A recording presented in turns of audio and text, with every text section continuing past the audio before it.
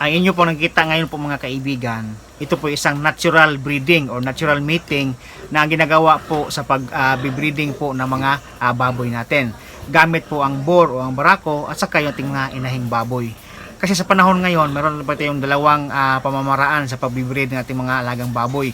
Pwede po tayong natural mating na gamit itong barako, gagaya nito, at saka pwede pong AI or artificial insemination. Kapag dumalaga pa lang yung baboy nyo po mga kaibigan, dapat talaga mula po 2 months hanggang 5 months, ang ipapakain nyo po ay grower feeds para lalaki po yung inyong mga dumalagang baboy. So katulad yan po ating nakikita ngayon na kalahati lang po yung kanya pong inahin kumpara po sa barako. Kaya may posibilidad po na magkaroon ng stress kapag yung ating mga inahing baboy po ay maliliit kumpara po sa mga barako po malalaki po mga kaibigan.